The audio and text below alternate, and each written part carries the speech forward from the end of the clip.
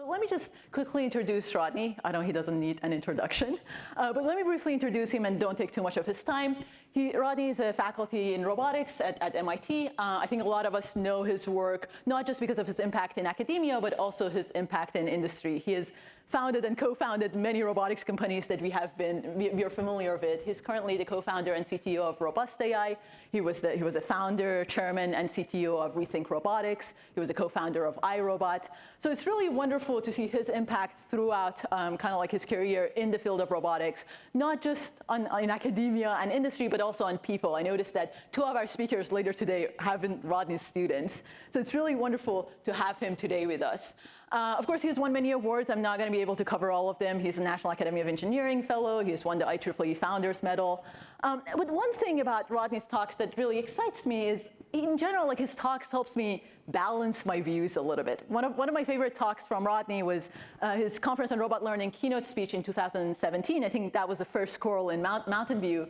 And I actually keep going back to that talk, and I watched that talk multiple times because it kind of helps me balance my optimism and pessimism about the field. Think about, okay, where is the hype, what is real, how to be a realist in this field, and what to actually expect. So with that, I'm really excited to welcome Rodney. Let's welcome Rodney.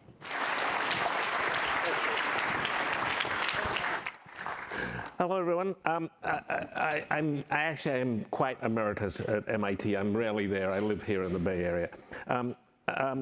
Today's talk is going to follow this little outline. I'm going to start with my 3 laws of robotics. Why do I get to do that? Well, I was first at Stanford. It's great to be back. I first came to Stanford in 1977, and I joined the hand-eye group at the Stanford AI Lab. That's me there. But to my left is Ken, who's over there, Ken Salisbury. But I've been in AI a long time, in both as an academic and in companies, and I've developed what I call my 3 laws of robotics. And my first law is that the visual appearance of a robot makes a promise about what it can do and how smart it is. It needs to deliver or slightly over-deliver on that promise, or it will not be accepted. And here's an example. Humanoids, they're everywhere. And what is happening? It's the form of the robot as a humanoid is promising that it's going to be able to do hi, Charlie. It's promising that it's going to be able to do everything a human can do. And it completely fools VCs. And a lot of people's pension funds are going into all these different robots, and it's not going to end so well. Oh, and look at this. They're going to take all the jobs. I don't know what's up with that humanoid. It apparently doesn't have Wi-Fi because it's got a little iPad to interact with the world. And what are those breasts? Really? Why does the robot have breasts? It makes no sense. It's promising something. Second law of robots. When robots and people coexist in the same space, the robots must not take away from people's agency, particularly when the robots are failing, and they always fail. So for those of you who live in the Bay Area, Chinese New Year last year, early 2024, a Waymo is in Chinatown. Everyone's out on the street. The Waymo just keeps trying to move along slowly, didn't hit anyone along the street. The people were armed with fireworks. It was bad for that Waymo, really bad. Keep that in mind. People get pissed off by robots that intervene with them and don't give them respect. Third law, technologies for robots need 10 plus years of steady improvement from lab demos. You just saw a lab demo from Dorsa, it was great, but it's a lab demo. Before their limitations are well enough characterized to deploy in the real world. Now, this law is actually a lie because it says 10 years. It's really 30 or so years, but people can't believe that. It couldn't be that long. It's that long. Here's the first talk I went to on self-driving cars. It was in Tokyo in 1979. This was a self-driving car that drove 30 kilometers an hour on streets. Now, it was a lab demo because there were no other cars around. But by, where am I going? By 1990, Ernst Dickmans had a car going along the Autobahns outside Munich with other traffic around it, 100 kilometers an hour. In fact, he took that car to Paris in 1990, and it drove around Paris. We still don't have autonomous cars at scale. So it's more like 30 years. So these three laws of robotics are very human-centered, it turns out. The appearance, the agency, who has the agency, and the maturity, because it pisses people off if things don't work. They expect them to work. I've been working in robots, mobile robots. I started working when I joined the faculty I left the faculty here in 1984, joined the faculty at Stanford, and the first thing I did was built a robot that could interact with people. That's Anita Flynn and John Cannell, for those of you who might know them. And the robot could move around and not run into people. It didn't know there were people, but it knew there were dynamic obstacles. It went on to build humanoids. Yeah, I built 4,500 humanoids myself. They're not going to take over the world. And here's Brian Scazzolati in the bottom, Cynthia Brazil above. And here they're really starting to interact with people, know about faces, respond to faces, imitate, a lot of scaffolding of people helping the robots learn. We had 100 megahertz computers back then. It was great. Single processor. And then Cynthia Brazil went on to explore the idea of human interaction based on emotion and being able to talk to the robot, look at the prosody in the voices, not just the words, and in fact, not the words at all. It was the prosody, which is an underlying thing in communication that we all use and often gets completely neglected by the large language models.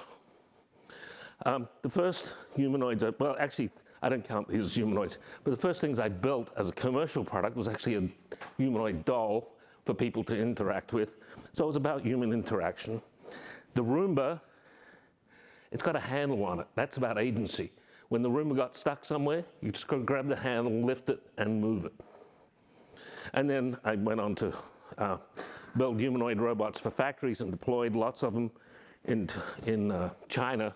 I built them in the US, shipped them to China, and then this president came along and put tariffs on China, and I got retaliatory tariffs. That was a bad time for me.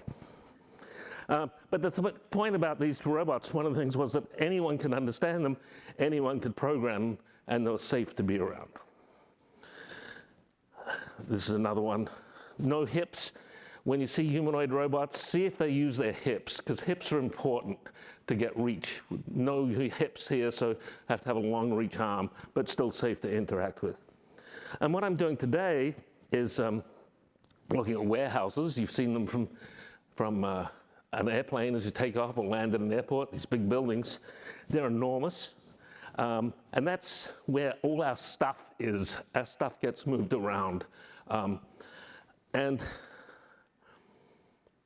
these warehouses are largely operated by people. 80% have zero automation. Some of them have these things called ASRSs, automatic storage and retrieval systems, and they can be just enormous.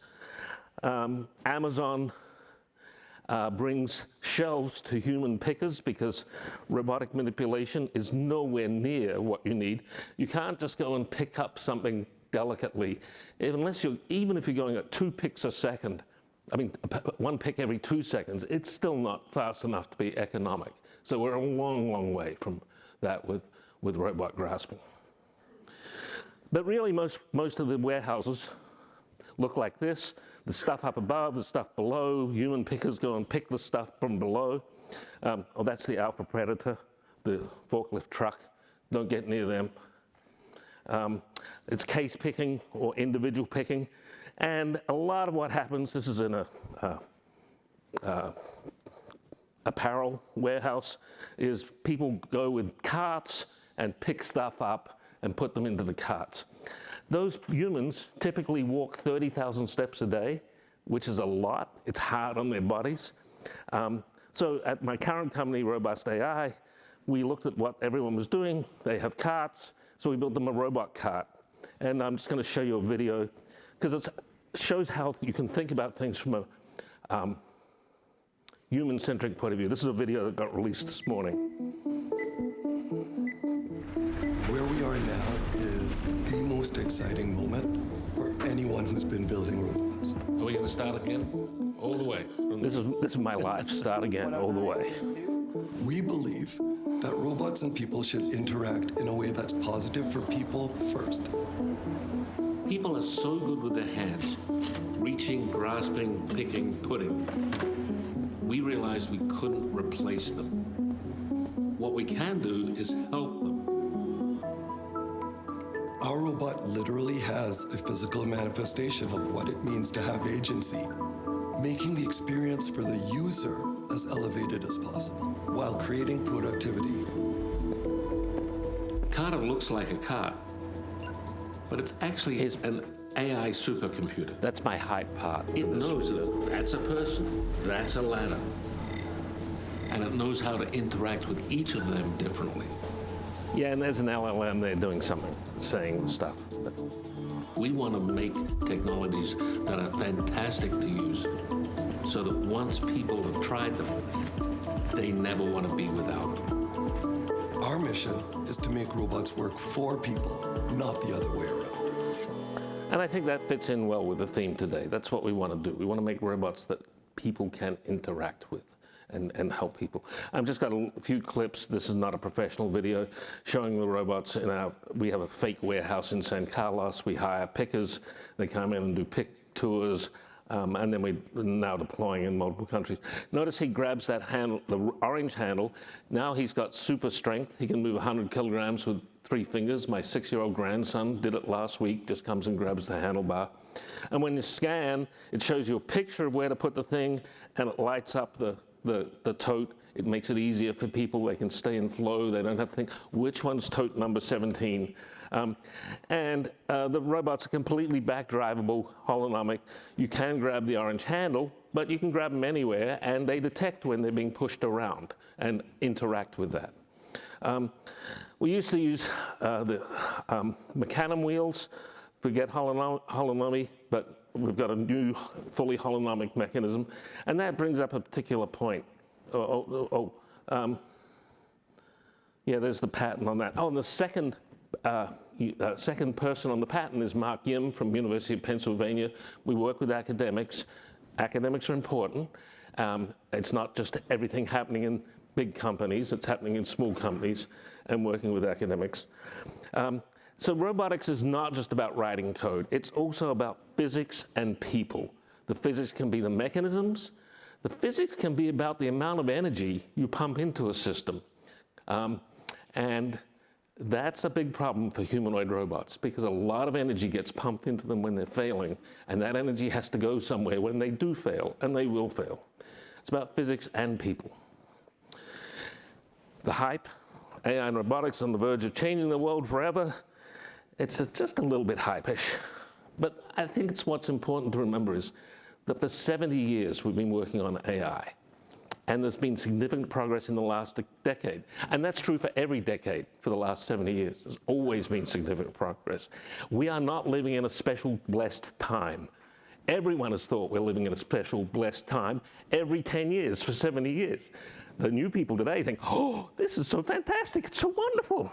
We thought that 10 years ago, and 20 years ago, and 30 years ago, and 40 years ago. We were going to do everything. It's not necessarily that it's happening right now. But it does mean there's a bounty of opportunities, because there's 70 years worth of AI. And if we look at all the techniques over time, there's a lot of stuff. This is what we use in my robots. Control theory, that's not AI. Well, it was AI at one point. A lot of control theory got developed in artificial intelligence labs. So there's a lot of stuff that you can use. But we're not on the verge of eliminating humans, either in white or blue-collar jobs, no matter what you hear. It's not about to happen. They may shift what's important, what's being done in them, but those jobs are still largely going to be there. And we're not going to have a revolution in the role of in medicine. It's not going to be a revolution where we get rid of all doctors. We're not going to eliminate coding as a job. We're going to change coding as a job, but not eliminate it. We're not going to replace humans with humanoid robots that involve physical interactions in the world. We're not going to replace automobile and truck drivers worldwide. And we're not going to be replacing scientists with AI programs. AI is everywhere and will be everywhere, but it's not just going to be a wholesale change. So, you know, if you think it is, I've got a second coming to sell you. And for me, this is my dilemma. People who don't study history are doomed to repeat it. People who do study history are doomed to stand by and helplessly watch other people repeat it. So these are some of the hype cycles that I've been through. And the important thing here is that they're cycles. They keep coming back. You know, I've got reinforcement learning volume 1, 2, 3, 4. Revolution in medicine, that's at least 3 of them. I didn't put the latest one here. Neural networks, 6 times. And I want to talk about neural networks because they're important and they have powered what we have now. But they first came around in 1943 with McCulloch and Pitts. McCulloch and Pitts looked at the all and none character of nervous activity, and they formalized that, and they actually formalized it as pretty much as logic gates. This is 1943. Logic gates had been invented in 1938 by Claude Shannon in his master's thesis at MIT. Before that, we didn't have logic gates. We just had circuits. In 1953, Marvin Minsky produced this PhD thesis, Theory of Neural Analog Reinforcement Systems and its Application to the Brain Model Problem. It was somewhat different than McCulloch and Pitts and somewhat different from modern neurons, but he said, terms like neural network or nerve net represents an abstraction of some of the knowledge derived from contemporary neurophysiological theory. And that's what's gotten everyone excited about neural nets. Oh, it's like the brain. Now, this is 1953. How much neuroscience did we know in 1953 compared to what we know today? Not so much. 1957 at Cornell, Frank Rosenblatt, he had an analog circuit for essentially modern neurons in networks with weights in the resistors, a summer, a threshold. And by 1960, here at MIT, Bernie Widrow, who's still alive, I don't know, still associated with MIT, 1960, this is a modern neural network, a modern neuron, exactly what we have in a modern neuron. Weights, threshold, a quantizer goes to -1 and 1 or 0 and 1. And he built them out of, it says up there, using chemical memistors. That's what he built them out of. Now, pencil leads and structured together, and this is a single neuron in 1960, and this is what we use today. This is the same neuron, but this is built out of potentiometers and pencil leads, but it's exactly the same mathematics. Is that really the peak of understanding humans and taking stuff from them? Probably not. But here's the important part. We are using those 1960 neurons. They're really important, but they almost died many, many times because people said, nah, that's not it. And today I hear people saying, if you're not doing large language models or foundation models, it's a waste of time. It's all over. It's not a waste of time because we wouldn't have had neural nets if people hadn't hung on and done work. And there's other things like reinforcement learning that people had to hang on. But here's what happens. We see the ball, 5-year-olds playing soccer, they all run to the ball. Nothing else is important. Please don't be like that. Please think about other stuff. And actually, Ada Lovelace in 1843 talked about this from her note G in her translation. She says it's desirable to guard against the possibility of exaggerated ideas. And the reason, and this sort of sounds like I've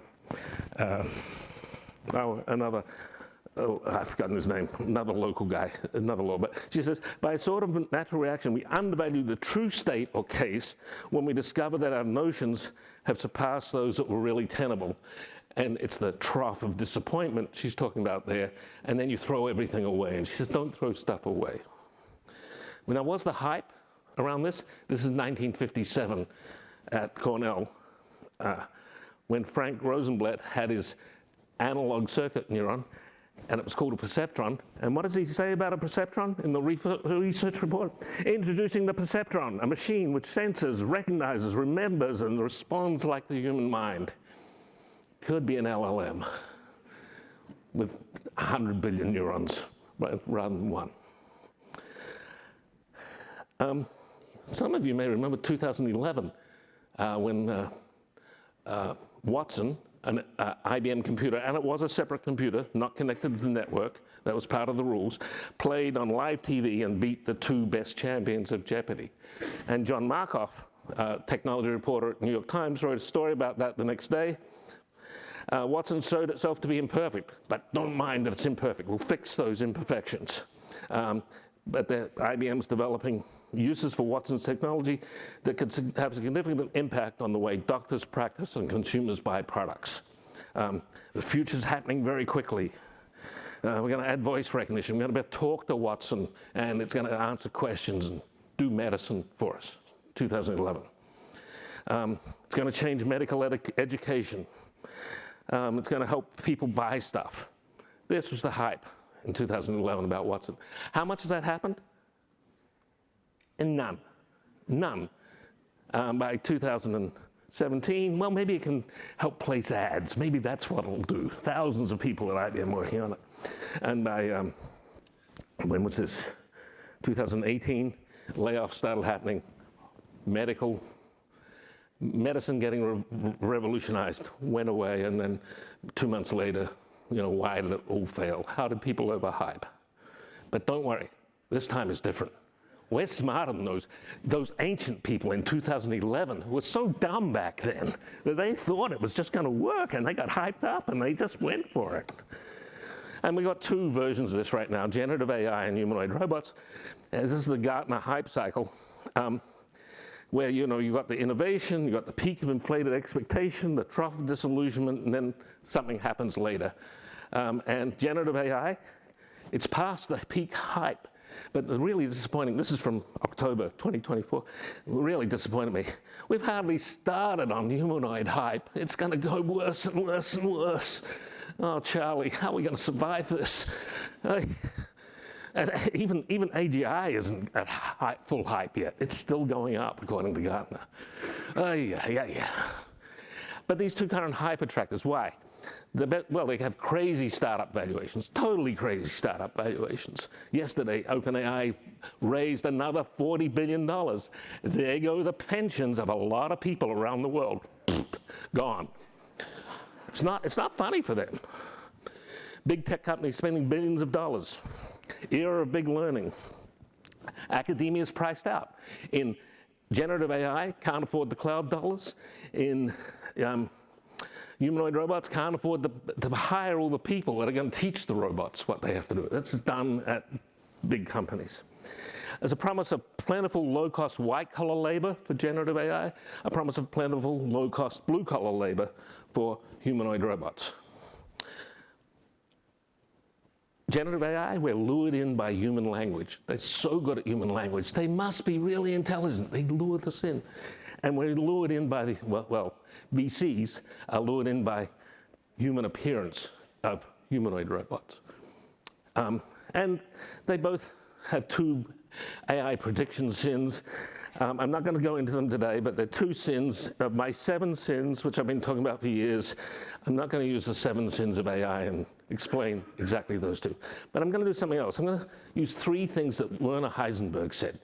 Werner Heisenberg, of course, Heisenberg uncertainty principle, quantum mechanics, and he led the German nuclear bomb work during the Second World War. So he's been around the block a bit. Here's 3 things he said. What we observe is not nature itself, but nature exposed to our method of questioning. And that's really deep. We see the world, we see robots, we see intelligence in what we can understand, not maybe what is, but we think it is what is. And the reality we can put into words is never reality itself. We think words describe stuff. And then the difficult one, he says an expert is someone who knows some of the worst mistakes that can be made in their subject and how to avoid them. Not that they're really good at this stuff, they just can see the mistakes. And this is the dilemma about expertise, which is why, well, I'll get back to that in a second.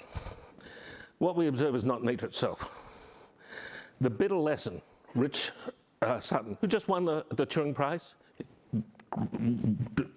deserved completely.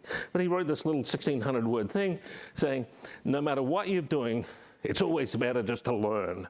Just learn it. Don't try and understand it, just learn it. And I wrote a thing called the better lesson to counteract this. But that's really been taken and become a fetish. And Fei did great stuff with ImageNet. It's changed the world. It's changed what we can do in robots, learning from images, but it's learning labeling. It's not learning what we do with our eyes.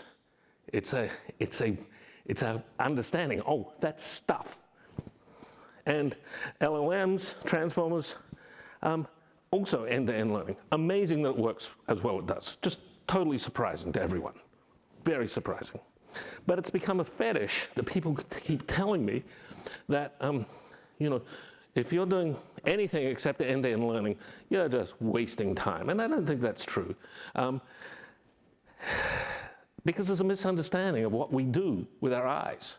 We have 12 orders of magnitude that we can handle in intensity. Cameras can't. Cameras are, you know, they're the things we know, but they're not the same as eyes.